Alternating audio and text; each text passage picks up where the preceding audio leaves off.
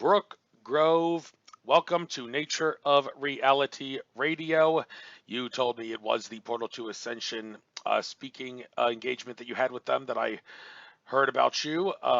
He's done a lot of, Neil Gore of Portal to Ascension has done a lot of online stuff now since he can't really seem to hold a conference. Nobody seems to be able to hold a conference now and may not be able to for a little while if this joke of a commander-in-chief who's just got in office has his way. But let's try to keep this positive. Brooke, I love having people like you on that could talk about the art of spiritual science. That's actually the subtitle of your website, brookgrovehealing.com.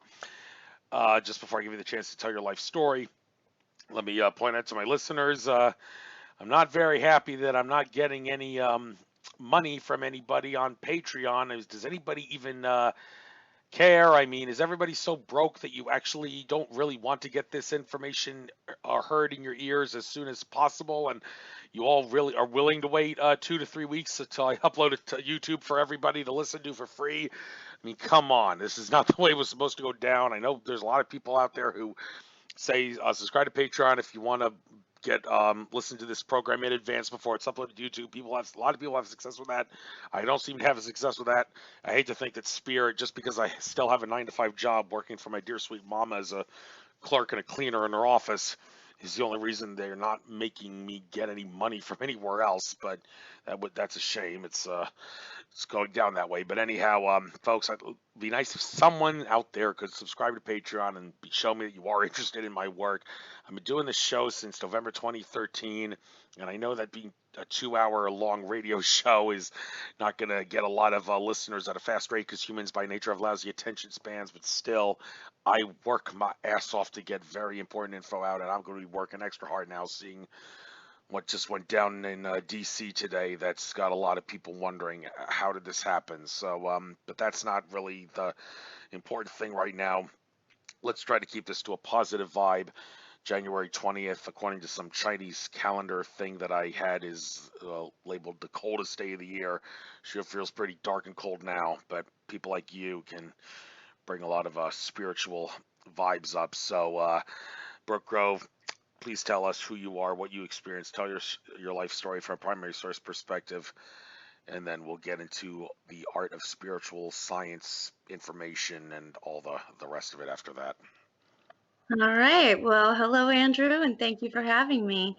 I am Brooke Grove. My primary source information.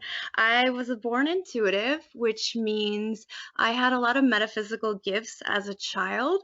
However, I grew up in a very deeply conservative religious family. And so when I did dare to share those experiences, they were shamed and ridiculed. So I learned early on, to suppress them or not speak about them. And the more that I did that, I gradually lost touch with them.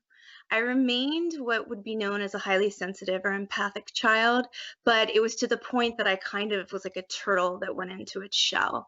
My gifts became, to me at the time, more of a vulnerability than an asset. However, when I was pursuing my academic pursuits in my 20s in graduate school, I became quite ill.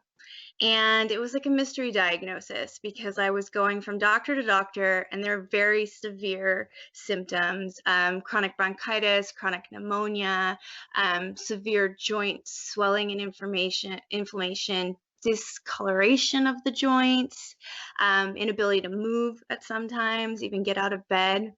And I had been perfectly healthy before this. So it was an anomaly, and I got passed around from specialist to specialist, and they were all giving me pretty heavy allopathic nomenclature as far as autoimmune disease. However, none of the pieces of the puzzle seemed to really fit. And this went on from the time I was 23 to 29, which at that point I was in my doctoral studies. And I was fed up because intuitively I knew that the diagnosis I had been given was not what I had, but I didn't know what I did have. I knew it was legitimate, but I had a theory, and this was just based on intuition, that it had been partially caused by trauma that I hadn't been able to express to my family of origin, because just like with the intuitive gifts, they shut down my truth when I attempted to tell them, and they normalized it and acted as if this was something that occurs in all families. And as a highly sensitive person, that was deeply damaging. And so they say that when you're not able to express things, the body will keep score. And that's ultimately what happened to me. So, being from the DC area originally, I chose to go back east and be seen at Johns Hopkins. And that was because at the time they had the leading research center for autoimmunity in the world. However, before I get to Johns Hopkins, I take my medication as directed, and lo and behold, they were incorrect about the diagnosis. They missed that my liver was involved. And not only was my liver involved, it was failing. So simply taking those medications put me into systemic organ failure. The liver took the kidneys and the lungs with it. I was unconscious. I lost all memory until I got into ICU, which is when I began remembering an out of body experience that then led into a near death experience.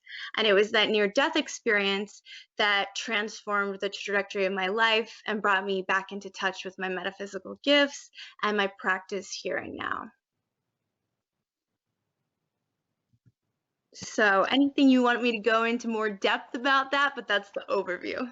Oh, thank you for getting into that. And we'll get into, well, first of all, looking at the title of your website, the subtitle, The Art of Spiritual Science, um, you chose to use the word art there. Interesting thing about the word art, I seem to recall nobody knows how to define that word, and I found that out for myself when in a art and music class in my freshman year of high school. The teacher asked us to get in groups and come up with the best possible definition of art. And after that, we did that. We were all shocked and amazed to find out and realize just how hard it is to come up with a definition for the word art.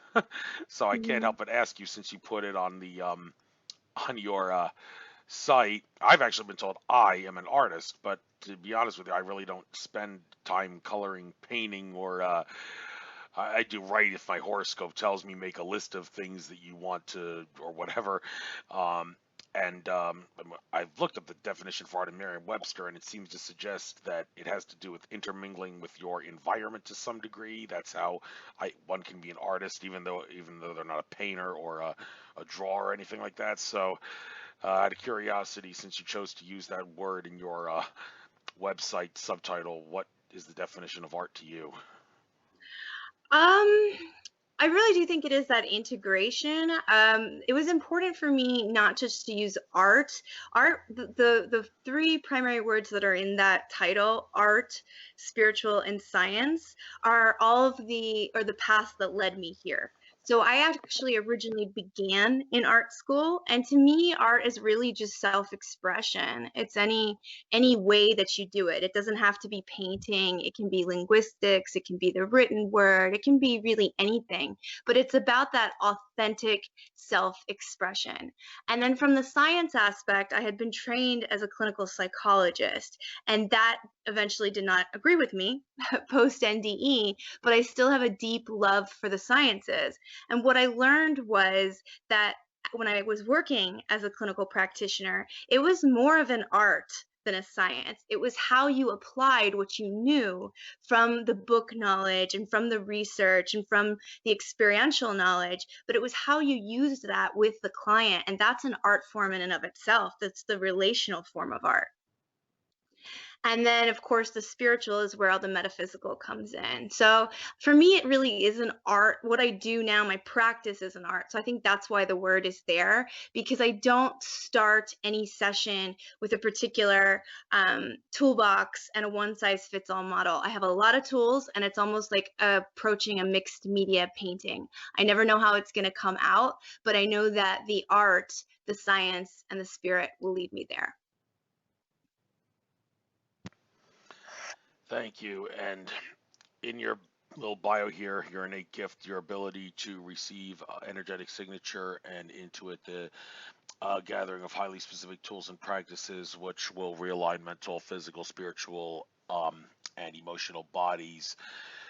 Now, when you uh, tap into someone to get a signature, for those that wish they had the ability to do this and can't help but feel a little jealous of you, could you maybe explain what the process is like to the best of your ability regarding when if someone says, okay, use this innate gift of yours and receive my signature, uh, what exactly does the process look like to you if you do that?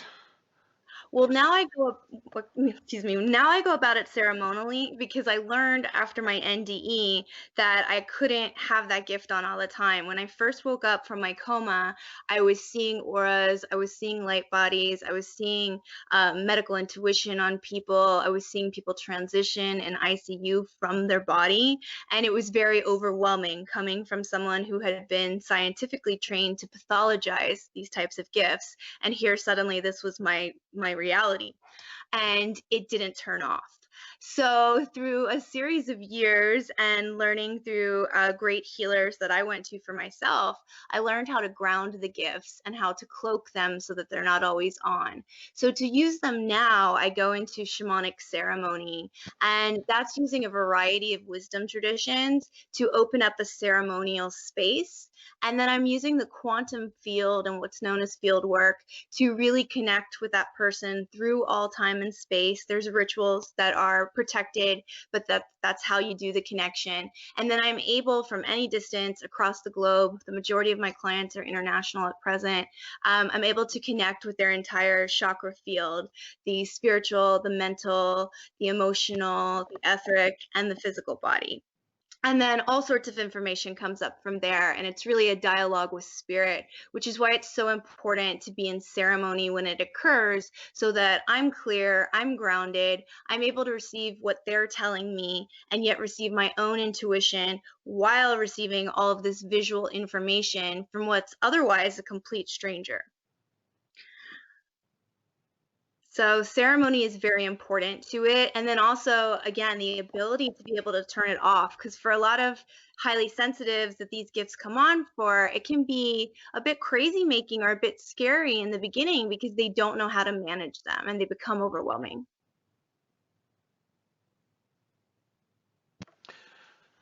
Thank you. Now, you mentioned here also that your third eye was catapulted open during a near-death experience. Why don't you tell us exactly what that felt like, having your third eye catapulted open? How did the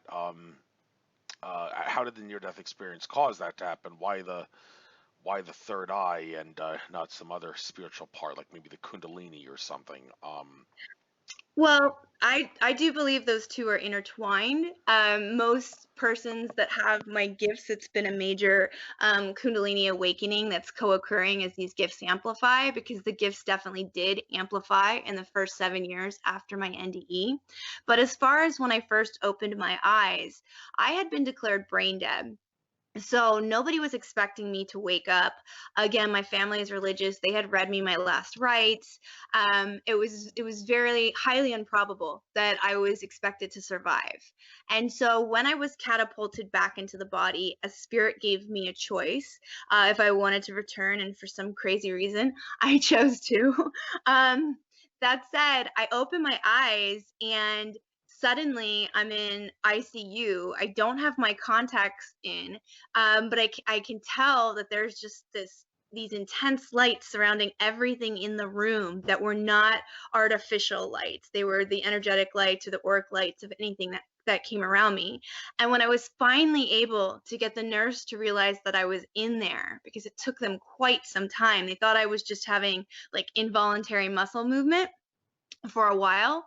And then eventually she realized that I was trying to communicate with my eyes because those were all that I could move. Because I was strapped down to the bed and I had a PICC line into my brain, so I could not move. And that said, I saw her as she came up into my space. And suddenly, for the first time in my life, I didn't just see an aura. It wasn't just one color. There were so many different energy systems moving through her minor chakras, her major chakras, what I now know to be meridians. And then, as well as like her thoughts and feelings were sending off colors and energetic signatures. I did not know what to make of that at first. At first, I thought they had given me really good drugs and I was hallucinating, to be quite frank. Um, but then when I found out that my liver had failed and I had been able to receive absolutely no medication, and this was only intensifying, it wasn't calming down, I realized that I'd had some sort of opening. And while I had been in the NDE, there had been these light guides that stayed with me. And so I was guided intuitively to call on them. And so I did that while I was in the hospital space. And I was told that I had very little chance of survival without getting a liver transplant immediately. And that otherwise I wasn't leaving that hospital and I'd be there a very, very, very long time. And however, at the same time, I was being told by these light beings that if I used light from my hands and worked on my organs, I could heal them. And so I was so skeptical in the beginning. I would only do it at night when nobody else was around and just kind of play with it.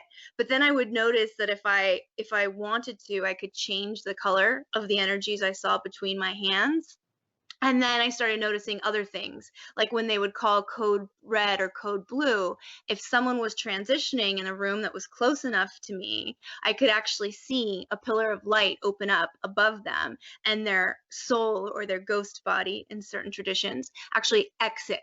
And they would be surrounded by all sorts of lights and stuff as well. So it was very, very surreal because it felt like being on psychedelics. That's what it looked like. Okay. But you were very clear as far as how you felt. You were also getting a lot of intuitive knowing as far as how to work with this, even though it was something that had previously been absolutely foreign to me. I would have doctors come into the room, and some of them were so bad tempered and just like, didn't have good bedside manner. And they'd be lecturing me on my health, and yet I could see in their lungs and see how they were carrying lung cancer or something of that nature. Okay, so it's just this very interesting dichotomy of what people were saying and what they were non-verbally saying, yet their bodies, their physical bodies, were literally holding things that I could see, and their energetic fields were constantly shifting, almost like an Alex Gray painting. That's the best way I can probably describe it. How you see all those colors all in one through his paintings. That's how it looks, except it's moving. So very surreal. And that is with your third eye open to a great Yes, extent. See, yeah. that was with the third eye. Okay, so I'm wondering, what exactly am I missing out on? Because I am a very, very avid sun gazer, even in the wintertime. I do a lot of sun gazing, closed eye during the day and during the first hour of sunrise and last hour of sunset when the UV index is at zero. It's okay to do with open eyes. And I have been told from people that have scanned my chakra system that my third eye is intensely open, extremely open. Well, naturally, yeah, because I sun gaze so much. But I don't really see the extreme things that you seem to describe. Am I thinking the wrong thing, that I should be seeing like things differently, or is it not really? It's not, the third eye isn't really a sight eye. It should be thought of as something else. So the fact that I'm not really seeing the world any differently from a what things look like perspective with the eyes open, the regular sight of sense open eyes, then there's really no reason to think that people are lying to me when they say my third eye is open, because I should be getting other things rather than like crazy visuals and all that. How do I No. make sense Oh of? yeah, it doesn't mean your third eye is not open. If you've been told that by people that you trust and intuitively, then more than likely, and with your practices, it is. The difference is we all have different expressions of our gifts. You know, I was always clairsentient and able to feel things. It wasn't till after the NDE that I was able to see things, and then with spirit as well, have clairaudience at times. But I know so many people that have wide open third eyes and they don't see things like I do. Or occasionally, when they go into like shamanic drumming or an altered state of consciousness, they will have it arise. But it is not a normal occurrence every day. So you can have your third eye open and have heightened intuition or a heightened ability to read people or understand the things that aren't said or see beyond the veil without actually seeing beyond the veil. It's kind of like a heightened sense of consciousness versus literally being able to see things with the eye. So it definitely means your third eye is possibly open. It's just that it expresses itself differently for you. All right, and whenever we're talking about chakras and third eyes and whatnot, it always seems like I can't help but pick on the dude from Australia who's always downplaying the chakras and the third eye. I'm talking about George Cavazos, of course. I love the guy with all my heart, but I can't help but pick on him for going with the heart all the time. And I'm thinking, dude, if you can really practice what you preach about, forget the chakras, forget the third eye, forget everything except the heart. The heart is the infinite love is the glue that connects us to our heart soul essence. So if you go with the heart, you can't go wrong.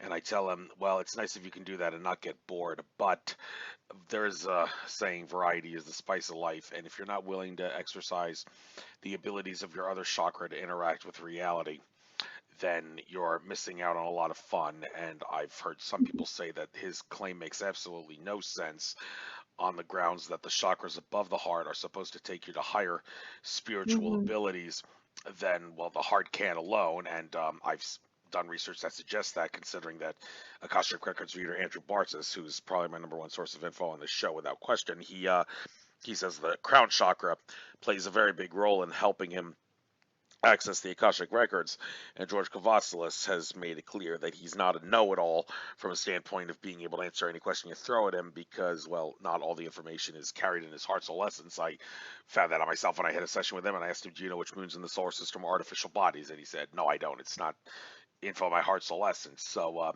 although I wonder, Mhm. okay, well, do you think maybe if you use your crown chakra a little bit more, you can access the Akashic Records to answer that question? And I myself have recently been doing a program every so often that I think it was from mindmovies.com where I got the about chakras above the crown chakra, the Mhm. soul star chakra, the spirit chakra, the Mhm. universal chakra, and can't remember exactly what they're called, but there's five more that they give above the crown. And I'm thinking, George, if you're ignoring those chakras to get to really high spiritual levels, then you're definitely missing out on a lot of spiritual awakening. So, I mean, you maybe would not be able to know truly what he thinks if you're not him, understandably, but where in the world could someone be making the assertion that just going with the heart is the way to go and disregarding everything else is okay when, for the reasons I gave it, it's kind of silly to do that, it seems. Yeah, personally, I don't concur, but I understand where some schools of thought deviate there. There are some persons who believe that the heart is the ultimate brain, and then so from there, it is the highest form of intelligence and it connects us to the divine and to source. Personally, I'm well versed in the chakras above the soul star, and I do believe that that's what you connect with, especially in an experience like I had and so many of my cohorts with a near death experience. So those chakras are really real and profound to me. I concur with what you're saying. I open the soul star before I do any session because it's super important in as to bring in the divine essence that isn't held in the body. Our body can only hold a very little bit of the soul star open at a time, or it'll naturally collapse, or we have to shut it. The chakras beyond that hold even more sacred information. And so the more attuned you get to opening your crown and really allowing those kinds of downloads and connections to pour in, the higher and higher the intelligence goes, as well as your connection to the divine, your connection to the cosmic, your ability to receive downloads clearly and integrate them. I personally feel my upper chakras are way more important to the work that I do. My heart is the place from where I deliver it. The heart is considered the bridge in the chakra system that connects the uppers and the lowers. But to say that it is the be all end all and the only place we need to work from is not a map I personally concur with.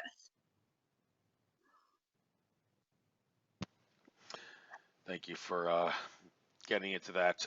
Um, Now, you talk about the Kundalini a couple times. I've seen that here in your little bio here. That's supposed to be at the base of the spine, and I believe I've heard George Gavaslis also say, just forget about Kundalini energy. It's not important.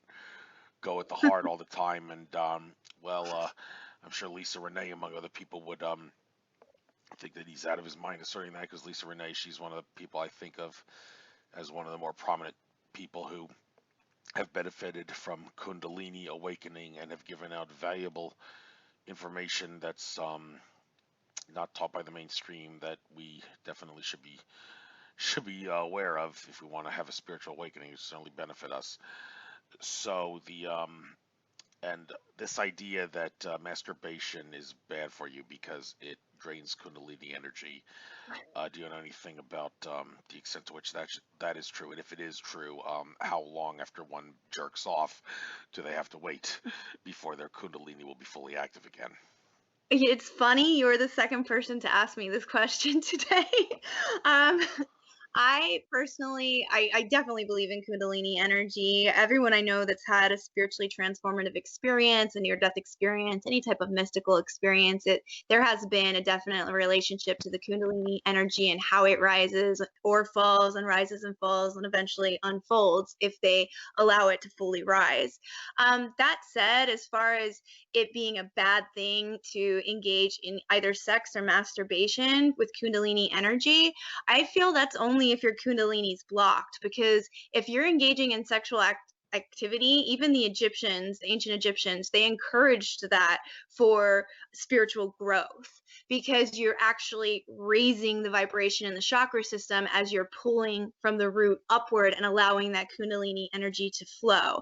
And I mean, tantra practices, all of that are designed around allowing the kundalini energy upward. I personally do not see any harm with doing it by yourself as long as you are in a high vibrational place. If, on the other hand, you're in a low vibrational place, like say you're blocked a lot in your lower chakras, and so your kundalini energy is either trapped or non-existent, then yes, that's going to drain your vital life force because you're not open in the upper chakras to allow it to flow up and out. But if you are aligned, or if you are already feeling an opening, it can be a really great practice to expand it, in my opinion. Thank you.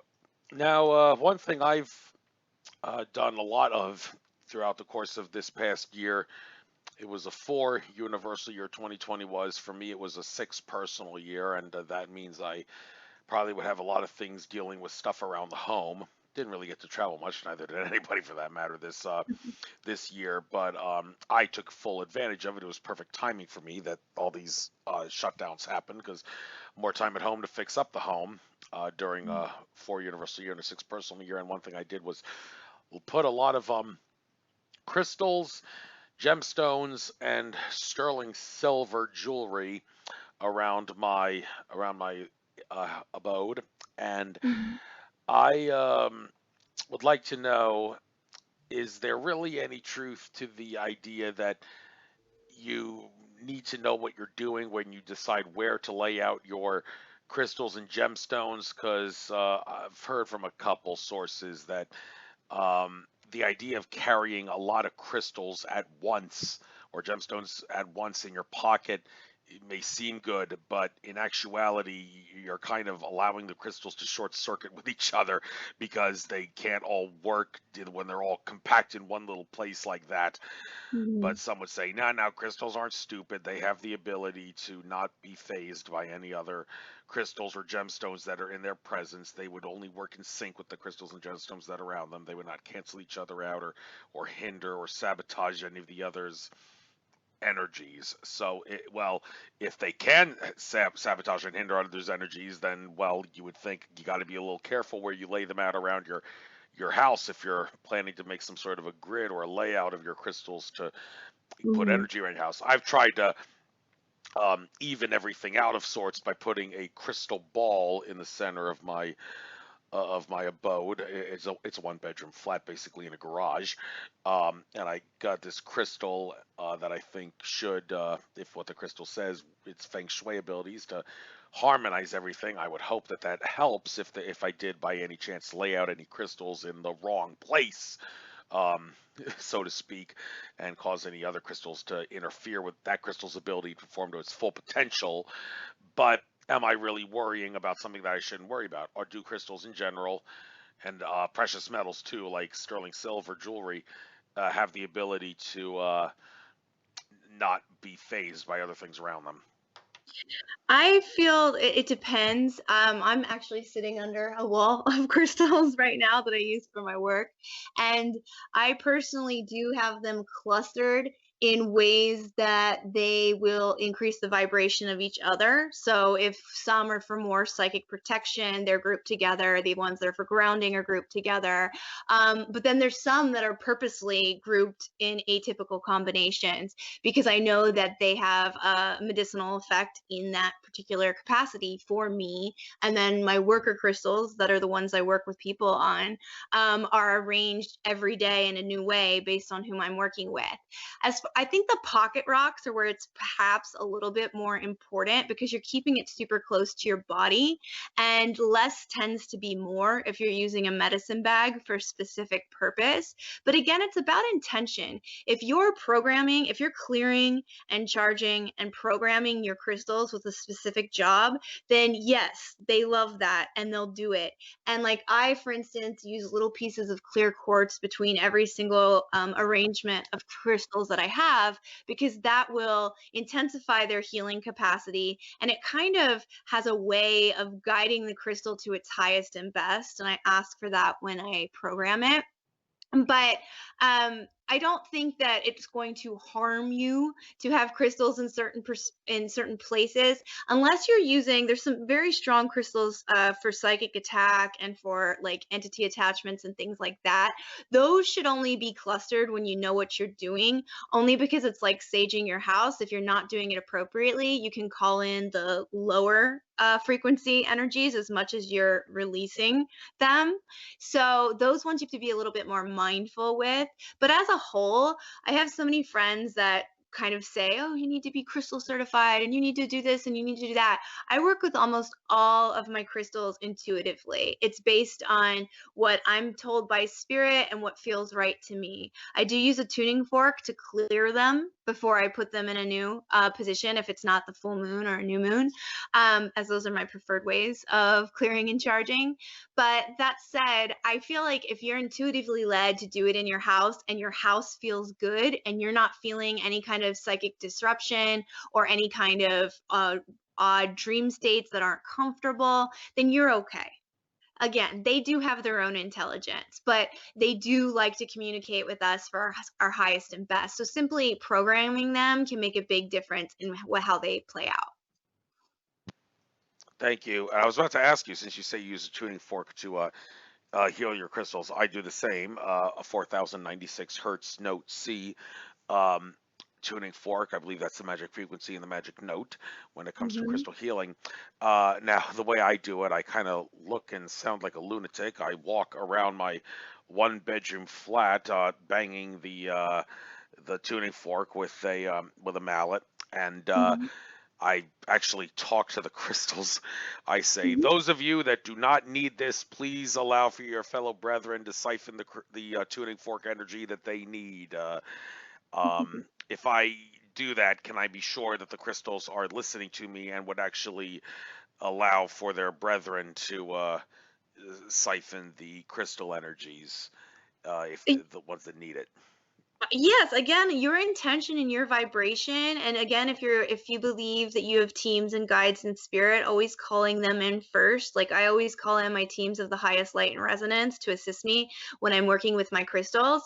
And I'll do the same thing. There's some that need cleared and some that don't. And so I have a shamanic dagger that's made out of, it's like a large, huge piece of amethyst, which is what I use. And I literally do the same thing. I go around my house with the tuning fork and using energy medicine as well, I set what I want to be cleared and what I want to stay programmed as is. So it's really about standing in your power and letting them know, I know some of you need to be cleared and some of you need to be reprogrammed, but the rest of you can stay as you are. And that, again, it's working with the metaphysical, it's working with the veil in between, it's working with your higher knowing and your intuition, and then that magical, tuning fork as far as what's going to receive what it needs to receive. So I think you're right on track. Thank you. I guess we'll switch gears now. Interpreting colors in spiritual work. I try to do that myself often. However, I've run into a couple of conflicts regarding what to use in color wardrobe, and I'll explain what I mean in just a moment here. What I mean is there's a couple of guides that I have regarding what to wear color wise. Elizabeth Harper from the UK has this guide that she made where she says wear this color if you want to do this, and don't wear this color if you're intending to do that. And there's another guide that I have in which it determines the color you need to wear based on the digits in your date of birth and the digits of the given day. Simply to do it, you add the digits one by one of your date of birth and the digits in the given present day that it is all in at once to get the color that you should wear for that day. Now the problem with that one is that, well, for me, the digits in my date of birth add up to 35. That means that it will be impossible for me to wear orange because that's 2, which would always be 2 plus 0, which reduces to 2. I mean, someone who was born like on January 1st in 2000 would have an easier time working to get a 20 adding up to their digits, to the digits of their date of birth in a given day than I would, but it's impossible with me. I always would, the digits would always add to 11, which is a master number, which is silver and white. It's also impossible for me to wear the 22, which is sky blue, and also the 33, which is rose gold. I believe that's what they are, according to that color coding system. And when I had a spells expert on my show and talked about this, she said that that one where it's impossible for me to wear orange, sky blue, or rose gold because the digits of my date of birth add up to 35 alone.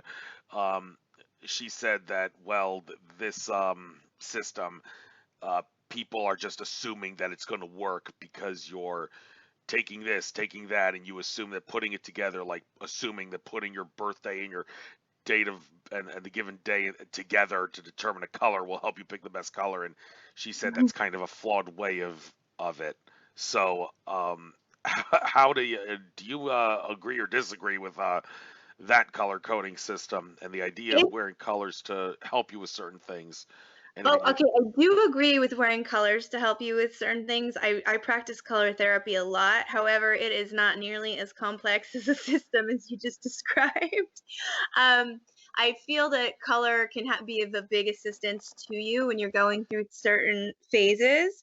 And I'm particularly sensitive to the phases of the moon. And so for me, with certain phases of the moon, there's certain colors that are encouraged to wear. Then the other pattern that I tend to follow with my color therapy is very simple. It's based on the chakra system.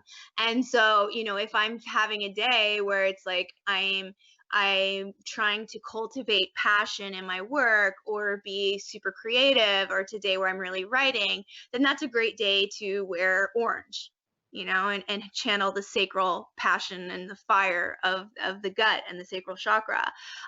There's other times where, I want to balance out my third eye. It's overactive. So instead of wearing the color of the third eye, I'll use like a citrine crystal and just like meditate for a little bit with that crystal on my third eye, because it will balance it out. The color therapy actually equalizes each other. But as far as the complexity of the system that you described, it does seem a little man-made and challenging to articulate. I don't think it needs to be that complex. I know in Reiki, which is I am attuned to, but it is not the primary type of energy medicine that I practice. It's highly frowned upon to wear red or black when you practice. And yet, when I do shamanic energy medicine, I'm often encountering some pretty nasty attachments and entities on people. So I've actually found that red and black can be protective for me. So I break the rules when I wear it. So I think it just depends on what feels right for you and what resonates with you.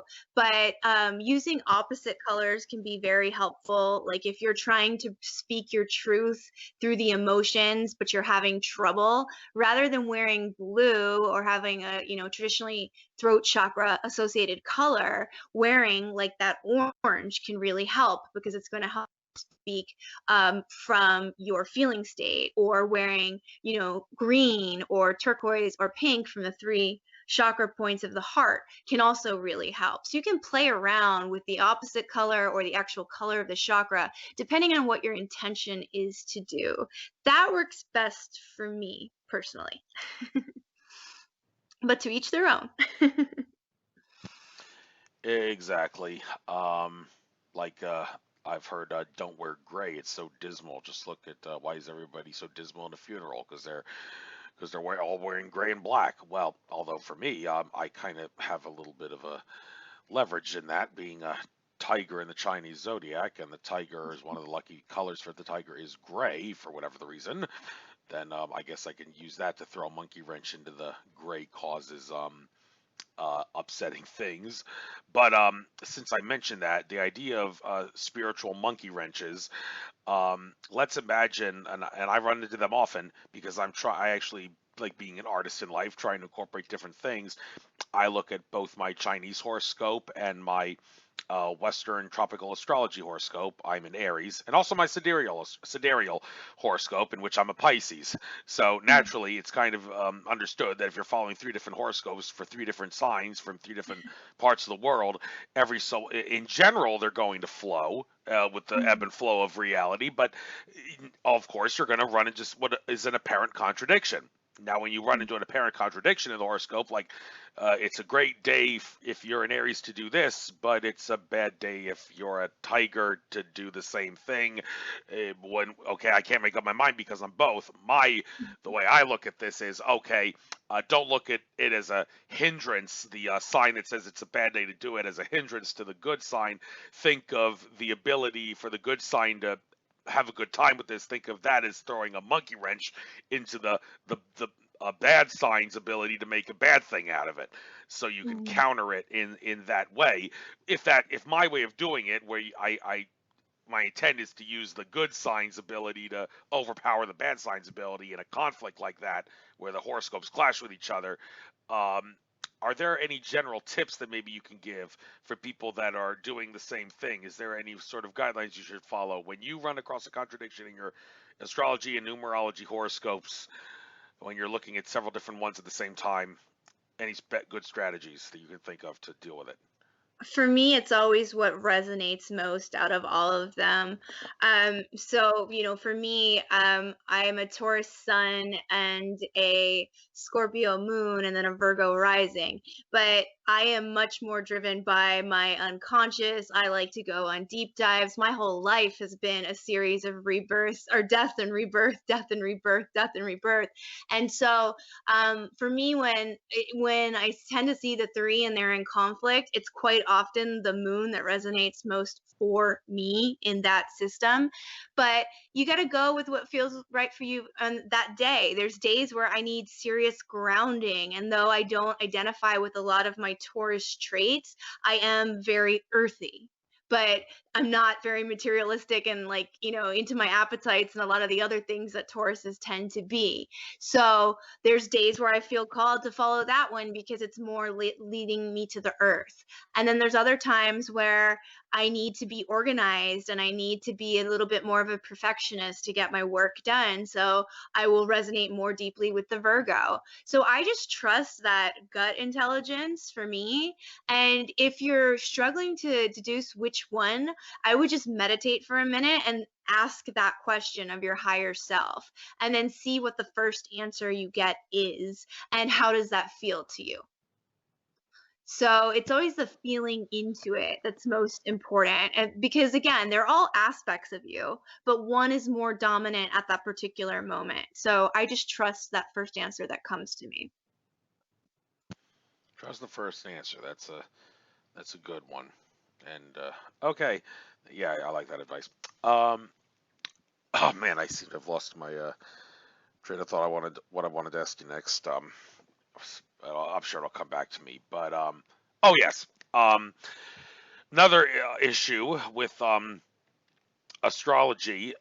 If you're on the cusp, like Mhm. if someone who's born, like actually my mother is right on the cusp. She is birthday May 22nd. The day before that is when Taurus. is Taurus, but the 22nd is like the first day of Gemini. Gemini. Yes. So I tried to tell her that because of that, she would have to look at both horoscopes because even though she is Gemini by the date, because it's so close to the Taurus period, residual Taurus energy is in her characteristics. And my father's response to that, who's so left brain and closed minded, is ridiculous, was that's a bunch of Taurus bull. Yes, well, no, it's not bull. It's for real. There is truth to it, and it's kind of in speaking of the Chinese zodiac. I'm sure a lot of people right now, anybody born right now, including this woman I work with who's about to have a baby any day now, and I told her make sure that if you're ever at a Chinese restaurant, you don't get confused. They'll say that 2021 is the year of the ox, but up until the February 11th, it's still going to be the year of the metal rat. The rat year is exceptionally long compared to most Chinese zodiac dates for whatever the reason, for whatever the reason this year. And so people that are born oxen after February 11th next month may, like right at that cusp, may have residual rat energy, so they may have to look at both Mhm. ones in the Chinese zodiac. So if you're on the cusp, so to speak, of a birth time, when you're doing a horoscope reading with astrology and numerology, and you find that you're right on the cusp of something, what's the best way of determining how to what extent you should look at the minor cusp relative to the major cusp? Of course, major being the one that you are, minor being the one that you just missed, but probably have a little bit of residual characteristics Mhm. of. Well, I'm not personally an astrologer, but I work with an astrologer quite often. That's a dear friend. And I have a cusp son. My 3-year-old is was born on the first day of Taurus in April. So he's April 21st. And then, or yeah, and the last day of Aries is the 20th. So I've seen a lot of how this cusp energy plays out because he is by far the most fiery yet stubborn child I've ever met. And yes, he's a toddler, and that's some of his developmental right. But he takes it to a level that I've never seen in another human being.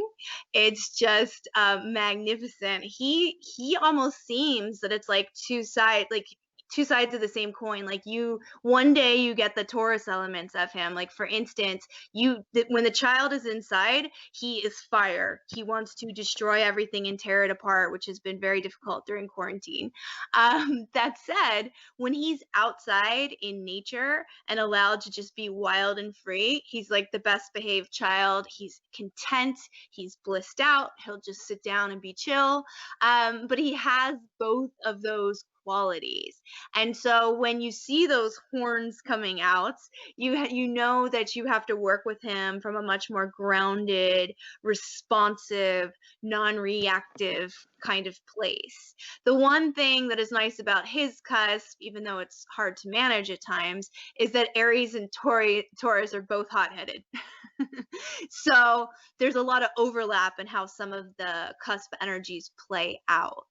But I definitely feel that the closer someone is on a cusp, like your mom and my son, the more pertinent it is to really know both the archetypes of both signs and what their higher qualities are and what their lower qualities are and how to work with them. So cusp I think they're fascinating. And even myself, I'm May 16th, and as you mentioned, the Gemini shift is just a few days later.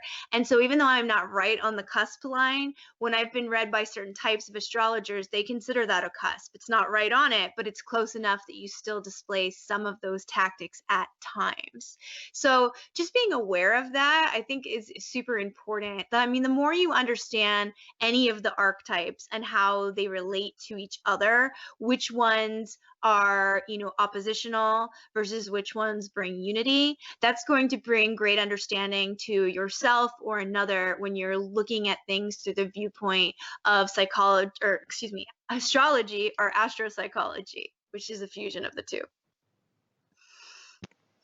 Thank you. And I'm sure that there may be some exceptional cases to this, but in general, like how long does do you have to wait before the cusp is essentially non-existent? Like my father, he's November 25th, which is Sagittarius, but only 4 days earlier would be Scorpio, I think it is.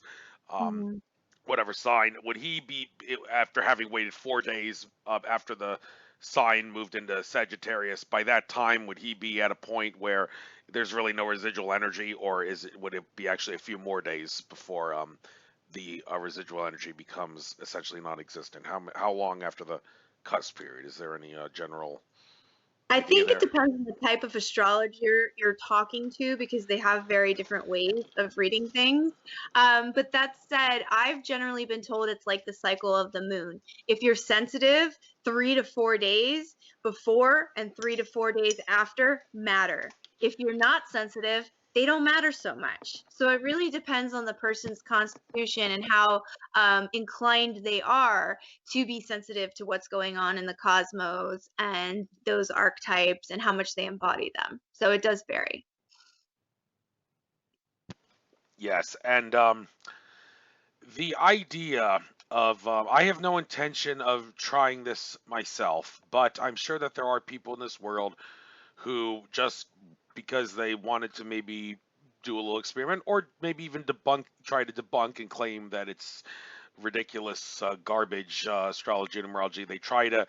They read the horoscope for the day, and then they try to do everything they possibly can to not follow the horoscope or have the horoscope come true, and something always happens that makes the horoscope play out, even though they tried not to make it come true for whatever the reason. Um, I mean, you would think if you're trying to flow against what the universe maps out for you, then well, yeah, you're gonna have trouble and you're gonna run into hard things. But then again, some people say if you really are infinite consciousness, shouldn't you be able to overpower it? Well, in general, how does it work? What are some if there are any rules to this? Try to overcome your horoscope to do the opposite of what it says. What's going to happen to you? Well, I think that goes back to the spectrum that exists between intention, alignment, and vibration in any order, really, depending on what the situation is. You can have the strongest intention to go against your horoscope and to prove it to be wrong. And then you can really align with that. But if there's a shadow of doubt in your vibrational field, then that's going to trigger, the amplification of what might be true in that particular horoscope for you. Particularly, people tend to run from these things when it's triggering a shadow element because it's the stuff they just don't want to look at. And so, it's just interesting. If you can fully align your intention, your vibration, and all the way, then I do believe it's possible to, track the destiny in a different way. 110%. The shamans of old believe that we were given two books when we incarnate, and one is predetermined. It's our destiny. It's all mapped out for us. But the other is a golden book that is wide open. We write this story. And so they believe that you can literally track your destiny however you want. But the way to do it is to vibrationally align with intention the release of your hopes, wants, and fears. And that sounds counterintuitive to many people. But the reality is your hopes, wants, and fears, they all influence how you behave. So by giving up complete attachment to outcome, you allow anything to take place. So sometimes grasping on to that idea that I don't want this, so I'm going to pull away from it, it actually co-creates it. Does that make sense? Yeah, sorry, I just had a problem with the mute button there. Yeah, it does make sense. And when you're trying to co-create and use the law of attraction to your advantage, what it has been said that the documentary The Secret, the one thing that it was missing, the one flaw it seemed to have was didn't really focus on the destiny tuning factor, meaning Mm-hmm. that you have to vibrate at Mm-hmm. the frequency and not just envision it in your mind to obsess about it to attract it. Um, Although on the flip side of this, there seems to be spiritual people coming out saying that if you're obsessing about something, you're obsessing about your lack of it, and that's a hindrance to the to attaining it. Mm-hmm. Okay, well that's when the destiny tuning maybe comes into play, and they're forgetting to mention Mm-hmm. that perhaps. So law of attraction and how important destiny tuning is, and also attracting things by obsessing about them, is that going to not attract it because you're obsessing about the lack of that thing? Well, Anything you have yeah, to say about those things? that's exactly why the ritual, we use a fire ceremony in the Peruvian traditions for shamanic medicine, and it's just a ceremony where you're literally, and this has been released to the public since 2012, so I'm free to talk about it. It is a ceremony where you're literally just taking a piece of wood and burning it over something safe, and that you can put it into so it'll burn out in its entirety. But before you do light it, you are literally blowing into it all of your hopes, all of your dreams, and all of your fears. And then you blow that in and you just let it all go. And then you put it in a fire safe bowl and you let it burn to ash. And that is so you're not obsessively attached to any outcome. You're literally freeing yourself of it. And it's a ceremony that can be repeated every single morning. It only takes a few minutes, or every evening. And that's so that when you are creating what you want, you're doing it from a place that you're open to anything, that you're not saying, I want $7 million by this point, as some people do. Like, they're very specific. It's good to be specific in your intentions, but the reality is you need to allow the universe to co-create with you. So if you're too specific in these kinds of affirmations or, law of attraction settings, you're going to actually sometimes become a hindrance to your own goal. So it's about setting whatever you want to attract, then giving it to powers greater than to yourself, but then aligning your action in a way that I'm living a life where this may happen, but it may happen in boundless ways I can't see. And that's okay. And you really have to be okay with the unknown, because any kind of obsession or any kind of lower mind interference is a type of hindrance to that type of work. And I completely agree that this was a massive portion that they left out in the law of attraction, or with the secret, excuse Yeah, the secret. Thank you. Now, you mentioned earlier something about how the moon plays a toll on you. Well, duh, I would expect that to be the case if you're a woman, because the moon is the ball and chain around the divine feminine. But me. don't take that personally or anything, but it's just the natural way it's going to be if that's what the moon has been set up to do uh, by the malevolent forces, if they still have control over it. And some people say they don't really have control over it anymore, but to what extent is that true? I don't know. But if it is designed, it was hijacked to be a ball chain around the feminine, it was going to cause problems for women more so than men, of course. Um, but the idea that we shouldn't use it as a way of helping our lives, because it's naturally a good, the infinite love is the only truth, and the moon did have many good qualities of sorts, to the point where working with the lunar cycles, many people assert, is would be a great thing, and I couldn't agree further, and I obviously Mhm, do, considering that ever since this year's 2020, the last year of 2020, I should say, started, I've been doing new moon and full moon rituals every new moon and full moon, and I don't believe I've missed any since. And mhm, it seems to be helping me. And there are things to do on quarter moons as well, in the waning and waxing mhm, periods. mhm, But this notion of assuming that the moon, let's just assume, I hope it's not, but maybe the moon still is under the control of the demonic forces. If that is the case, then what good is it going to do to try to work with lunar cycles? Or is it really going to do good, if you intend to do good, if you can find a way to harness the good qualities of the moon? And how can you get, if you can harness the good qualities of the moon, which of course you can, how do you work around the demonic forces that are still there, that are still in control? Well, personally, I've never felt demonic forces in control of the moon. I've heard the theories. That said, I do believe, again, it's the purity of heart that you come at something in your intention. Also, I'm always setting a medicine space before I work in any ceremony. I do full moon and new moon ceremonies as well. I include both of my children, who are 3 and 7, every single month as well, now that we've been in quarantine and they can participate virtually. That said, when I was saying about being attuned to the moon, it wasn't just through the feminine cycle. It's that because the veil is thinnest during the full moon in particular, that's just when it's really easy to access the upper information. I've never had any demonic attacks, psychic attacks, anything of that form.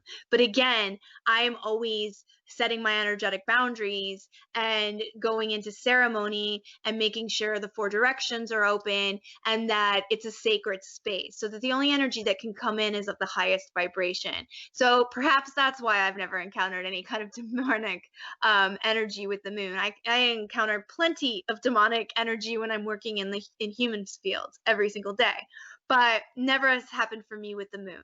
So I can't say to that personally because it's not my lived experience, but I will say again, it's if you're keeping yourself clear, if you're going in with the highest intention, if you're using light and you are not practicing dark magic or anything of those sorts, like attracts like, you are going to pull in the, ancestral or the etiology of the moon and the sun when you work with them. So to me, the moon remains quite sacred and I likewise believe that ceremonies are very potent ways of just coming into resonance with these cycles, which are so important to both the divine feminine and the divine masculine.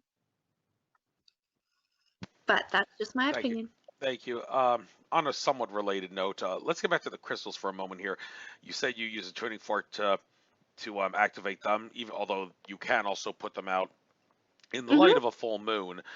Um, Now, when it comes to the time period that generally works, how long does the tuning fork, if you're dealing with a crystal or gemstone that let's say has generally is out of energy, it needs a full recharging. Um, does size matter in this regard of the crystal gemstone as well? How long does one need to bring that tuning fork to get it recharged again? And also, how long does one have to keep it out in the light of a full moon to recharge the gemstone? And does size matter when you're trying to figure out the time as well? That for me, I will admit I use my gifts a bit because I can see the energetic field around the crystal. So I will sometimes, okay, say that some of my ones that I work with more often, I can see they're tired or they need a little more clearing. Then on a new moon, I'll set them out for that purpose. And then on the full moon, I'll set them out to charge. Because I am sensitive to both moons for about 3 days before and 3 days after, quite often I will leave my crystals out that entire time because that's going to attune them more to my sensitivity and my way of being. If you're not that sensitive to those energies, 24 hours, 48, that's perfect. They don't need to be out there forever. I just know that I am in ceremony the entire time. I do little rituals throughout the entire 6 days that I'm feeling it. And so for me, it's important that they're receiving that energy directly from the source, as that process is going on. And I also like really enjoy making moon water, or if I'm going to make sprays for the month, like I'll create a crystal grid of small crystals that I can put into my moon water, and then add some essential water or essential excuse me, oils that I want to use for certain purposes, be they for clearing, be they for keeping away lower vibrations, be they for divorcing from the collective energies right now. Every month I make a different ascension spray, and it's using moon water and crystals that have been sitting out and charging or clearing for a few days. So it's Thank you. personal. All of Thank. this is deeply personal, but your intuition is your best guide. Right, right. And uh, when you're using the tuning fork to heal the crystal, you don't really need to point the tuning fork at the crystal like a magician pointing his magic wand at something, because, well, I mean, the waves, the sound waves, are going out of the tuning fork in all directions. So, Hmm. is it better to just like in my case, if you were to, I'm living in a one-bedroom apartment here that's one bedroom that's also a living room and a bathroom. Would it make more sense for me to just stand in the middle of the room and just bang the whole thing, and I will know for a fact that all the crystals and gemstones will siphon the energy? Or is there actually really a benefit to, like a magician pointing his magic wand, holding it directly at the crystal or set of crystals that you're trying to activate? I feel that it depends on how the room is feeling, like how you're resonating with the energy of the crystals in the room. Like after I have a session and I'm putting all my worker crystals back, I tend to clear the ones that I feel need it individually as I'm putting them back into their shelves. But there are some that don't need it. And so I just wait till they're all on the shelf. And then I do a tuning with some energy work at the same time to just really send all of that energy back out and let it be released, and then return them to kind of blank slates for the next client. But there are times when I do the same thing. I just walk into a room with one very potent crystal and, tune the room for a few minutes. I'll usually use, at least three, because three is a sacred number for me. So I'll use those usually at least three tunes, but let them, go all the way out. And even if I am only doing one crystal in the room, I do walk around to all four corners of the room. I don't stand in the center so much. And that's just to really allow it to be in the four directions, because you're pulling energy from the four directions at all times. And there's different alchemical qualities to the four directions that very much assist crystals and healing and just inner growth and transmutation. So that's my methodology. Yes, being an Aries and a fire tiger, it's kind of hard for me to stand in one place, so I prefer to go around the place. I can't really see myself wanting to just stand in one place and bang that tuning fork. It's not not exciting. But the on the note on that note of being unable to sit still, something I'm trying to work on. Still seem to have problems with it. I'm meditating every day and have been for, well, so long I can't actually remember the exact day I did last meditate. But meditating for long periods of time, that seems to be my inability, because maybe after 10, 15 minutes at most, I'm like, all right, it's time to do something else. I need to exercise variety in my life. But the people in the New Age community and the Tibetan Buddhist monks who can meditate in one place for hours and hours, even when they're in excruciating pain, or when it's freezing cold in the case of some of those monks, and they don't even act like it's cold and they still do it for hours.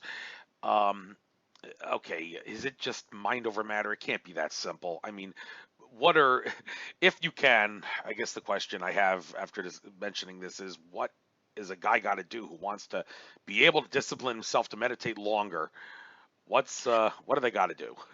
Always start small. I've taught so many meditation courses, and for people that, can't sit for 30 minutes in the beginning, which is asking quite a lot. I've had a lot of beginners show up at intermediate courses and want to sit for 30 minutes, and that's really challenging, even for people that are well practiced at times. So I always say, if it depends where you're at. If you can sit for 5 minutes and they're quality 5 minutes, then do that.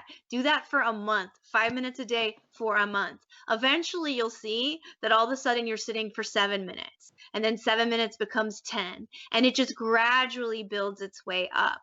I have for years now done very long, intensive, silent meditation retreats, and those are the kinds where, yes, you're sitting all day and your back's hurting or whatever, but a good meditation teacher will generally tell you too, if you're in an uncomfortable position, move the position. That doesn't sacrifice the meditation. You want to be comfortable. You don't want your body to become, the catalyst as to why you're not meditating. There's a lot of people for that reason that like to lie down when they meditate. As long as they don't fall asleep, that's all good.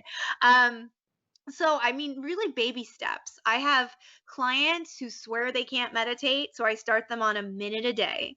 And it might take them 2 months, but then next thing you know, they're calling me and they're like, I did 10 minutes, and they didn't have any monkey mind interference. It's really like building muscle memory. You just have to go at your own pace, and then gradually it builds up. And before you know it, if you are continuously doing it, you'll be able to do longer and longer sits.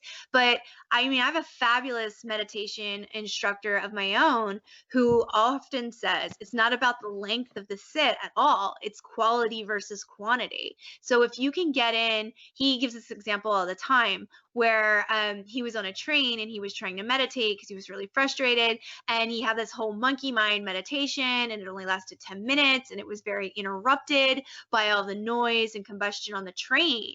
But then when he got off the train and he was kind of walking through life again, he had this huge aha moment, which came from that monkey mind meditation. So we've been programmed by, the emphasis currently on mindfulness or certain types of meditation, wherein the idea is you're just sitting in stillness and you can sit like a monk for hours. But that's not necessarily how everyone has to meditate. And so I really think that, starting small is the best way if you do get a lot of interference. But if you can only meditate 5 to 10 minutes a day for your entire lifespan, that 5 to 10 minutes a day, neuroscience has proven, will make a significant influence in your life. You do not need to be sitting 30 to 60 minutes every day. You don't need to, but my point is, I still can't help but be a little frustrated over the fact that I feel the urge to want to get up and do something else. Well, what's wrong with getting up and doing something else? Well, meditation is really good, and I can't help but think it would be a good discipline to increase the time that I can do it. So hopefully I can And improve my. and sometimes, if you're having that frustration and it's coming into the mind, you don't need a silent meditation. You can actually sit and be like, okay, I'm frustrated. I can sit here and be frustrated for 5 minutes and watch how that frustration, once you accept it and allow it and sit with it, it starts to actually shift. And you might find that just by acknowledging it, instead of jumping out of the meditation, you can sit with it longer, and eventually it releases itself. And, some other thoughts going to arise likely, or something else is going to come into play. Just allow them to be like clouds passing through your mind. Don't grasp onto them, but don't push them away either. It's just really about allowing and softening into them. And with that process, you can take a short meditation and with time, really grow it into something larger. But you have to be very patient with yourself, very gentle, and non-judgmental and loving towards your thoughts. Because remember, they're just temporal visitors, and that's what the mind does. So it's behaving as it should. Right. And now, getting into a little more of a sensitive topic. The idea of using a specific type of tool for spiritual enlightenment. For every person that says it's a good tool, there'll always be someone that says it's a bad tool. Psychedelics to enhance spiritual abilities. There's a whole slew of natural and synthetic ones as well. Mhm. And the general consensus in the end is, okay, it would be nice if we could all discipline ourselves to get high on sobriety. But until that day comes where it's possible to do that, what's the harm in using a tool every so often to enhance your spiritual enlightenment? I mean, I'm sure there's a lot of people that can agree that taking a dissociative drug like ketamine, which John Lilly would take and sit in an isolation tank for hours on end. And it was well more easy for him because that put him in a dissociative state where he could actually sit in that lay in that isolation tank, floating there, and not really feel the urge to want to get out and do something else like I find myself doing. Yeah, but one would argue that's not really using the drug so much as a tool. He's actually using it as a crutch in that regard. So a little Mhm. bit of a debate there. So whether or not psychedelics are more of a tool or a crutch to spiritual awakening, and well, do you agree or disagree? The best way to get high is high on sobriety, and when it comes Uh, to consciousness awakening. I have my before and after NDE experience that I can talk about a bit. Before my NDE, I was actually part of the research study in Palo Alto at my university for my doctoral degree, where we were using ecstasy and psychedelics for PTSD recovery. Now, we were doing it in a controlled setting, so they would receive a very specific dose. Then we would go in for 90 minutes and do post integration with them so that whatever occurred, and they were being monitored the entire time that they were on the psychedelic through an observation window, and we were taking notes. And if anything occurred that needed assistance, we went right in. That said, afterwards, we integrated the experience with them. I saw phenomenal results with PTSD. At that point, I was a very big believer in that this could be a great step for PTSD, which I had worked with at that point for 15 years and had never seen significant gains in therapy because often the drugs made it worse. Often they were addicted to substances like alcohol that were making them more depressed, more isolated, more prone to rage. Okay. So in that case, I did see a really positive aspect of psychedelic therapy. However, after my NDE, as I came into more of the holistic community and came away from the clinical community, I was introduced to a lot of folks who were using plant medicine quite frequently, whether it's DMT, ayahuasca, mushrooms, you name it. For those of them that were microdosing mushrooms to control their depression, we did see gains. But I also saw people that began by microdosing and then took it to extremes that led into suicide. Okay. Same thing with ayahuasca and DMT. If it's misused, then you are going to have consequences to that. Personally, myself and most of my NDE cohort that I know, we are more of the type where you already have these chemicals and doorways within you. You simply have to learn the way to get there. Now, that's not saying I'm against like cannabis for pain management or, anything like that, because I'm a full believer in that. I'm speaking more of using intense psychedelics outside of ceremonies. If someone's using it with a legitimate shaman in a legitimate setting and they're doing it once in a while, I have a mentor who's well known, Dr. Gabor Mate, and he very much is a fan of ayahuasca, and he's a leading trauma researcher globally and has seen phenomenal results with it. However, in the United States, the way that it's been facilitated because of current laws surrounding many psychedelics, I haven't seen those same stellar effects. So I do have, kind of it can go two ways perspective. Personally, for me, I don't think they're necessary. However, for others that feel more blocked or have excessive trauma histories, I think if it's done in a safe setting and it's integrated and it is used in moderation, then it is a great gift. But if you're using it, if you're abusing it and you're using it all of the time, then that is not something that is a doorway to spirituality. That's really just, getting you high.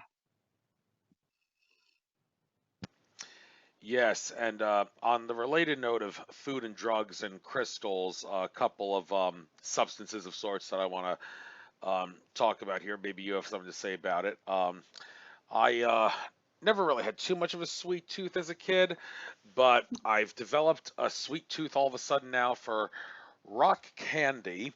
It seems to be the crystal food of choice for me, and I buy whatever is available on Amazon in those 36 stick packs from Boone's Mill.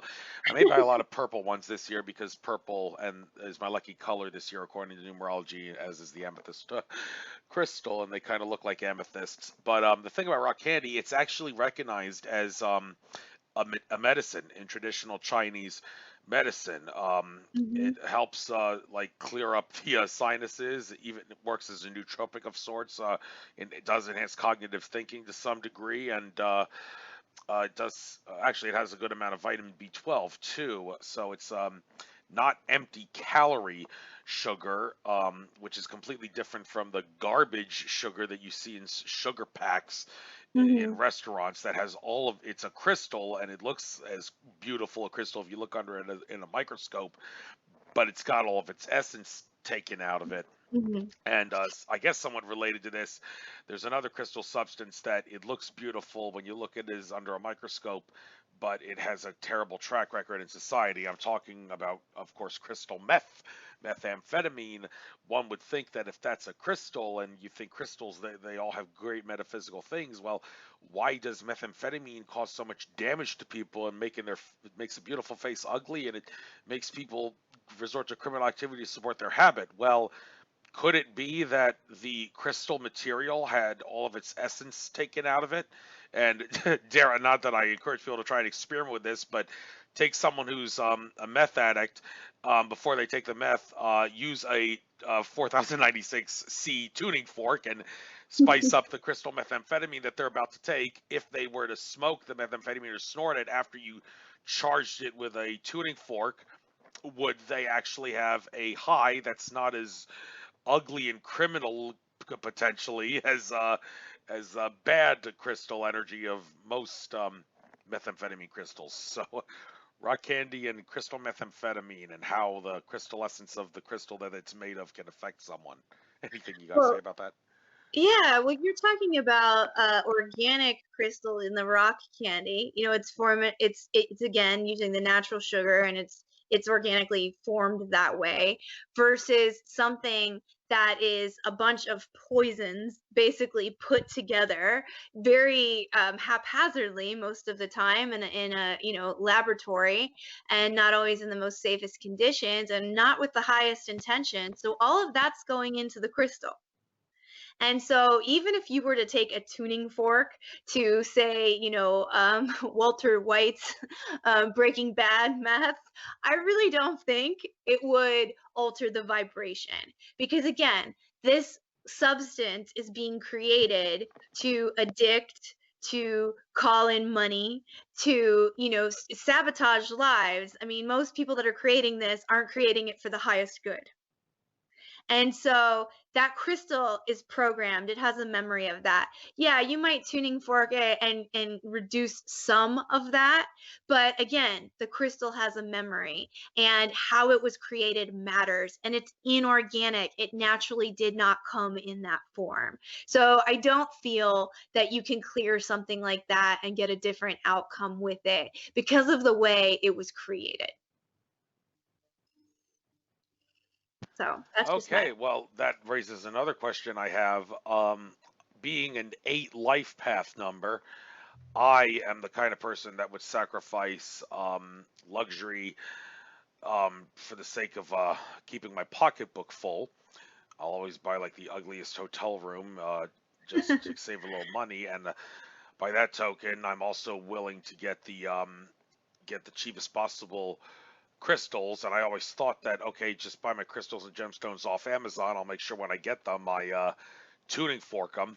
Of course, you see the Amazon environments and all the problems that that 1 to 2 day shipping thing causes for people. It's a hell house in the warehouse, if you get my drift, and it Mhm. makes you wonder. That's got to be draining the energy out of the crystals that I'm getting that are stored there. Well, I'm thinking, well, so what? Aren't I recharging it by energizing it with the tuning fork after I get it? Well, apparently you're telling me no, it's not that simple. Though it has a memory, so it's gonna have bad vibes regardless of how much I try to charge it. So that kind of hope you didn't just ruin my day here on the Well, I coldest don't day of think the that the year, but I don't think the Amazon oh, sorry. I don't think the Amazon case is as severe as crystal meth, as far as, again, they're really from start to finish, that crystal is being made in a very malicious way, that is not with the highest intention. What happens in an Amazon container room, I don't think that they mean, to hustle and to ship fast and to have all the energies that are percolating that space. So if you can't afford, and this applies to many people, crystals that are expensive, it's really, there's some great places like Quartzsite, Arizona, which have really clean crystals and will ship them out to you for a very low price. No, it's not Amazon. You're not going to get it next day, but you don't have to worry about the crystals being, kind of contaminated. They're treated with great love. That's how Quartzsite, like the whole community, stays afloat. So for me, like whenever I'm passing through Arizona, coming back to California, I always stop there and stock up on whatever I can get my hands on, because they do have some rather more expensive crystals often at a very inexpensive price. And then also, there are a lot of mom and pop sellers who right now their shops can't be open, but they're selling online. And because of that, they are offering discounts on a lot of what it would be traditionally more expensive.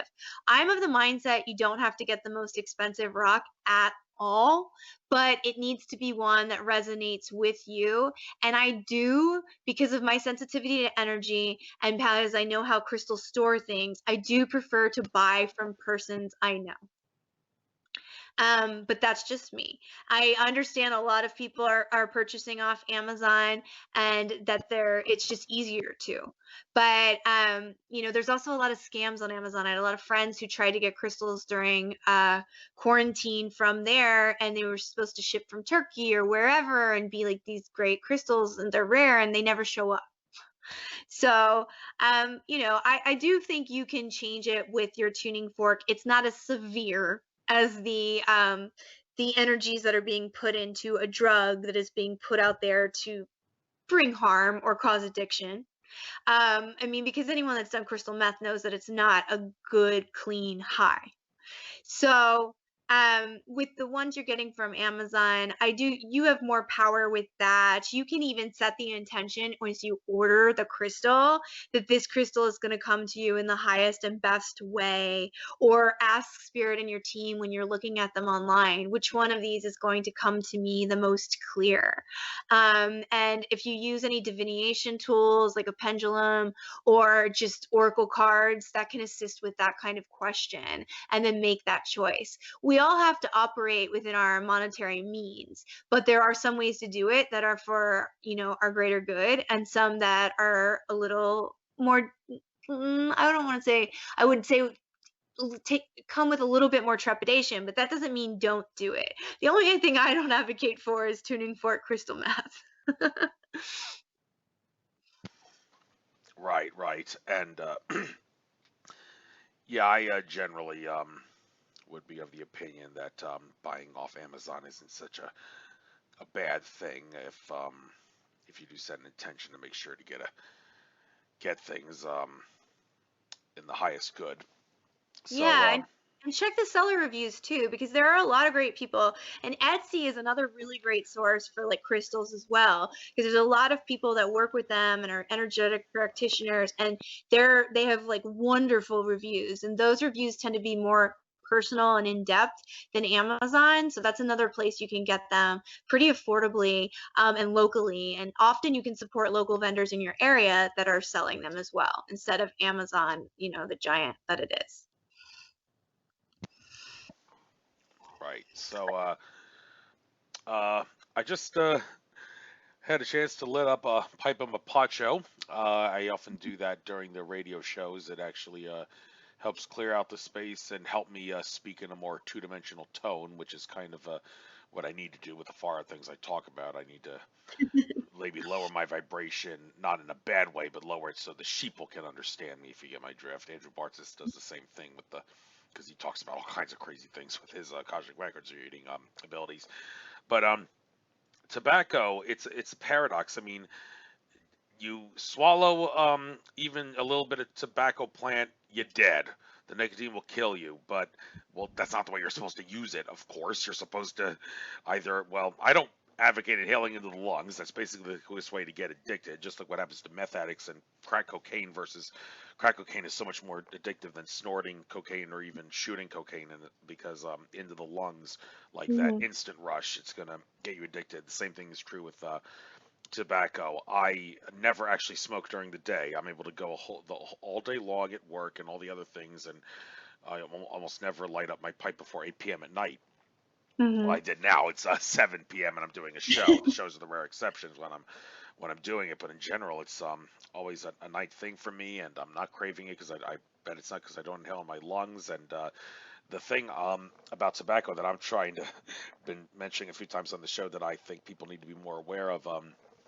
Secondhand smoke, I think there's a conspiracy there to cover up the fact that tobacco smoke, and this really I don't think would be true of the garbage commercial cigarettes, but fresh mapacho tobacco out of the Amazon like I smoke, or any of the fancy cigars that you get in cigar shops that come from Central America or the Caribbean, they the secondhand smoke, what we know as secondhand smoke, is essentially as good as incense when it comes to Mhm. clearing out negative energies and things in rooms and all that. And when I actually get my mapacho shipped from shamandealer.com, it comes from the Amazon rainforest in the Peru area, maybe Brazil as well. It actually the bag that it comes in, it doesn't call tobacco, it calls it Amazonian incense. So they Mhm. burn it like that. So is there really a conspiracy here? And how exactly is it? Maybe you can help make sense of it. Like cannabis, you can never overdose on cannabis if you smoke it, but tobacco, you can overdose on it if you swallow it. And but yet cannabis, if you smoke that, they say beware because you may allow negative entities to sabotage your aura when you get high on that stuff. Some Mhm. people say, but yet tobacco, even though it can kill you, is great for keeping your spiritual aura fresh, clear, and safe from negative entities. Kind of paradoxical, it seems. So, It is. how does I mean, with cannabis, it's when you're working with any kind of plant medicine, it's really important to understand the spirit of the medicine. So with cannabis, it's all about setting an intention. So if your intention is just to get ridiculously high with any plant medicine, you might attract the lower entities, the lower spirits, because they see that you're in a low vibrational place and you're using it just for that gain.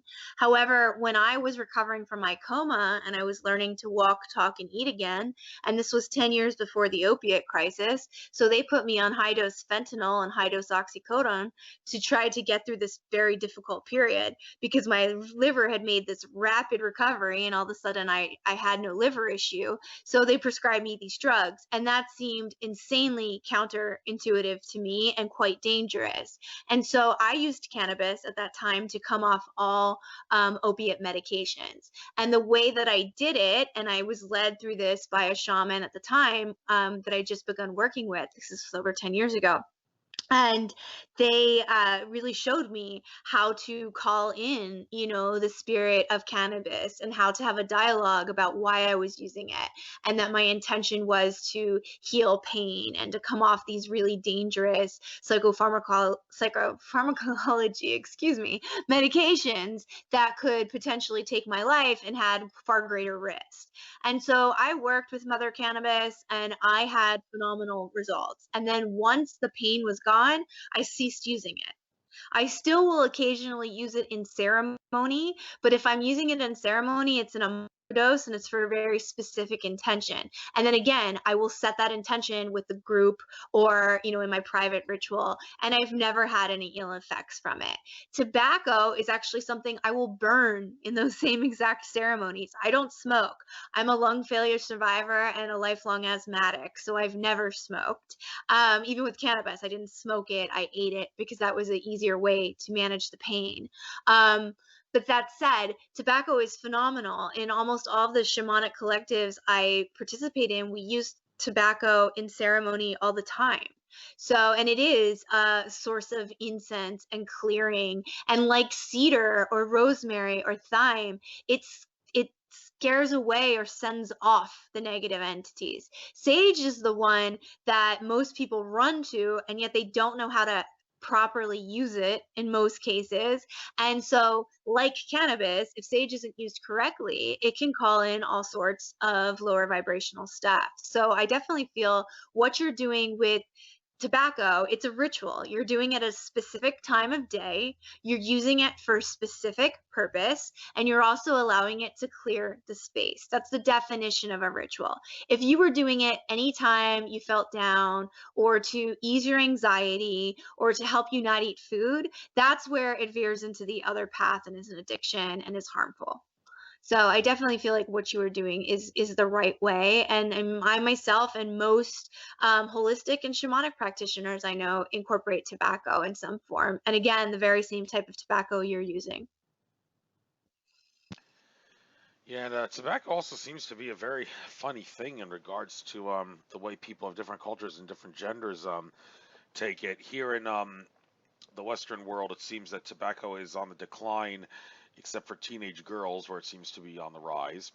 And yet, if you go to the Far East, about almost 70% of Chinese men are tobacco smokers, most of them cigarette smokers. But there's virtually no female smokers in China or Japan, which is also a heavily smoking place, or any of the other Asian countries. And what exactly is up with that? Where the one culture, the women would you never see them do it, but for some reason here in this part of the world, it's on the rise among women, but like on the decline. And there's nowhere near I don't know what the percentage exactly is of American men who smoke, but it's nowhere near as high as it is in China. And tobacco doesn't even grow wild in China. It's native to the Western Hemisphere. So what exactly, how exactly did Chinese men develop a taste for it? It seems somewhat counterintuitive, but Yeah, I don't know is my honest answer as far as how it's affecting in other cultures. Having been an adolescent therapist for many years, I will say that I saw a spike in it with teenage girls that were suffering from body dysmorphia or any type of eating disorder or insecurity. It was often a way for them to control their weight. And so that was something I saw quite often. And then there's also this amongst the youth in general, both male and female in the adolescent and young adult population, there tends to be this idea that medicine has advanced to the point that now we can, treat AIDS and keep people alive longer. So there's going to come a point in their lifetime where we can fix this. It's that grandiosity of youth. that makes many people think that they can't be touched. But as to why there's a gender difference in another country, without really being immersed in that country and looking at the research, I don't know why that is going on. But I mean, ultimately, with cigarette smoking, there tends to be a high correlation between stress and lifestyle factors. Also, the genetic predisposition. If your parent, your father was a smoker or your mother was a smoker, and you grew up around it, you're more likely to pick up very early on, and that pattern just continues down multi-generational family systems. Excuse me. So I honestly don't know, but I find that very interesting. That's something I actually want to look into. So thank you for bringing that up. You're welcome. Uh, so near. Let me get into this near-death experience. You say you had how many? Just one, or have you had several? I had some when I was young, but they were not nearly as profound as the one that happened when I was 29 years old. Okay. Um, and you say near-death experience and not out-of-body experience, or can a near-death experience be an out-of-body experience? Yes, they can be both. I have had out of body experiences since I was about 12 years old because unfortunately, I was going through some very severe trauma. So I would completely dissociate and go out of the body just to not be present for what was happening. And so out of body experiences were very common to me. Even when I first started meditating before my NDE, it was really easy for me to just go up and out. So I had to learn a lot of grounding techniques, especially after my NDE, because then that it was amplified a thousandfold. With my first NDE that I clearly recall, it was during that same period where I was a young adult, a teenager, and I had overdosed. It was a maladaptive coping mechanism to the sexual trauma that had been occurring. And so when I was being pumped full of charcoal in the ER, I like was losing consciousness and I saw this being and it came over me. And what was very perplexing to me in hindsight was that this being very much resembled the Mother Mary and had her type of energy and told me I was going to be okay, to just hold on and not to let go. And then I woke up a few days later, okay, in the hospital. I, at that time, thought that was pretty much a dream or some sort of, losing consciousness because of what had occurred with the drugs. Later, when I was 29 and comatose, I was I was comatose for 3.5 days. And what most NDEs are like heart attacks or, losing consciousness for a short period of time or a car accident where there was head trauma and they were out for a few minutes. So when you're comatose for any significant amount of time, it really shifts how you experience the NDE because rather than it feeling like 3 days, when you're in that cosmos like space, which is how it was to me, it feels like 3 years. So when I was catapulted back into my body, I really didn't like, I thought I had been gone for years. When they explained to me it had only been 3.5 days, I was flabbergasted because I was like, how could all of those things happen? But on the other side, time doesn't exist the way it exists here. And so it's very easy to feel that way. Even the persons that are having these shorter NDEs, like 5, 10 minutes, 15 minutes flatline, they often describe it like they were there for days. So I definitely felt like I was there for a very long time. Interesting. Okay, so well, may as well make a little bit of a political thing out of this, but I'll try to keep it spiritual nonetheless. With Democratic demented child molester who's under demonic possession coming in as president, you have to wonder, okay, does this mean we're gonna kind of go more socialist in nature as a country? Well, I have said that there's two types of communism. There's the evil dictator like Joseph Stalin or Mao Zedong type communism, and then there's the Jesus Christ communism. And I have, based on some horoscopes that I've done, as well as a desire to try to get all my credit card bills down to zero by the time my mother retires from the job I work for her as a clerk, and she'll be retiring in August after many years as a ophthalmologist. And by that time, I kind of set an intention to get out of debt. And I heard that up until that time, from now up until then, Aries like I will kind of feel the need to look at our finances in a more frugal level. Well, this is Joseph P. Anthony, the astrologer, talking, and I kind of want to discipline myself to live like a Jesus Christ communist, and by that I mean only live off of my needs, or the things that I have.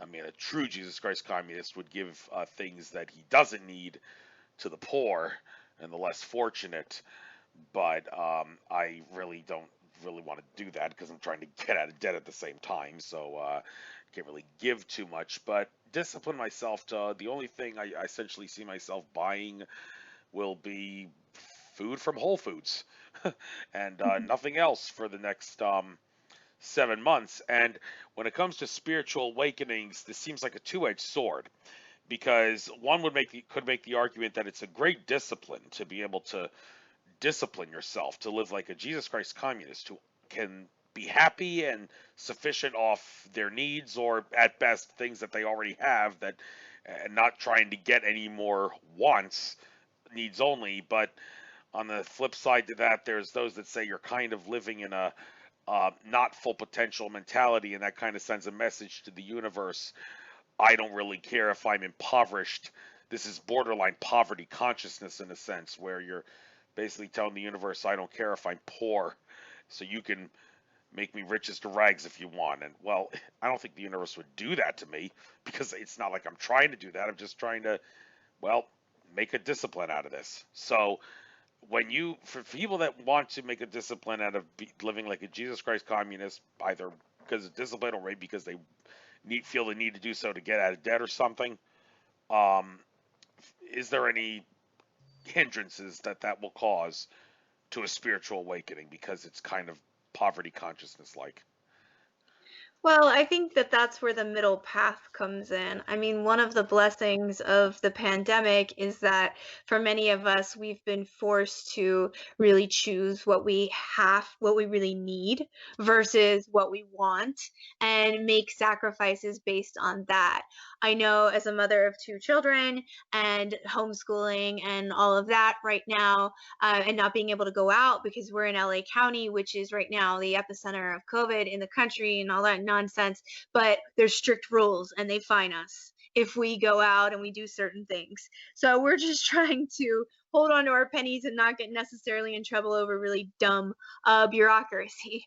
But that said, I do believe there's a middle path. I believe that you can, you know, be more on the Jesus Christ or the Buddha like, path where you're only taking in what you need to an extent, but then at the same time, you can be acknowledging as you're doing that, that you're open to receiving whatever else is for your highest and best, and that it's okay that if you have the resources at the moment to buy yourself a gift from time to time, because you don't have to be pure poverty consciousness or lack consciousness, and you don't have to be materialistic consciousness. You can walk that center line. And I feel that during this time, more and more of us are learning to do that. Yes, and like I said, there's two different titles of communism: the good communism, Jesus Christ, and the bad one, Joseph Stalin communism. I've also said the reason capitalism always works better than socialism or communism on planet Earth is because we live on a planet where money exists. All the other civilizations out there that Alex Collier has talked about that don't have money, what are they doing? Well, it must be a socialist system where money doesn't exist and sophisticated technology is not suppressed, which allows for everyone to get everything. One thing I'd like to wonder is how does the alien species, extraterrestrial species on that world, avoid becoming couch potatoes, knowing that everything is provided for them? And it kind of makes you wonder: do the ETs kind of worry that us humans will become apathetic couch potatoes if all the technology is released? And on that note, Donald Trump, if you are listening to this, you got to spill the beans now and your uncle was one of the people that confiscated Nikola Tesla's technology after he died. Um, I'm sure you have access to that technology, Donald Trump. You have got to spill the beans and tell the world not letting me run a second term is a stupid idea because look what I could have done for you. So, I mean, I've been saying that for a little while, and I can't help but wonder if maybe, well, everything happens for a reason. You have to think that what happened in DC earlier today happened for a reason. What reason could that possibly be that's good for us? I don't know. But I just gave you one thing Donald Trump could certainly do to help us all. And when it comes to technology that could provide for everybody, if you ever want to see that day where we can get rid of money because every technology can be provided for everybody and there's no incentive for people to go in economic competition, how can you keep the human race from becoming apathetic couch potatoes who think I'm not going to have to live my life anymore because everything's provided for me? I'll just sit on my fat ass and watch football and baseball all year long. How old is that? How do we avoid that?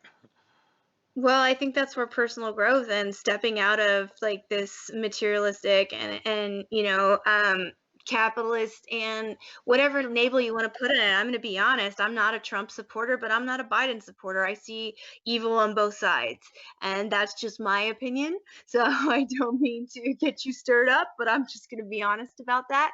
Um, we have the capacity to shift everything, and there's many people who believe that there are these higher intelligent alien species here with us now to assist us from completely collapsing this whole system from both ends.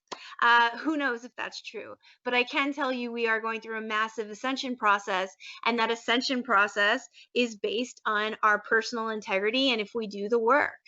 And so it's really our responsibility to, really shift everything we want shifted.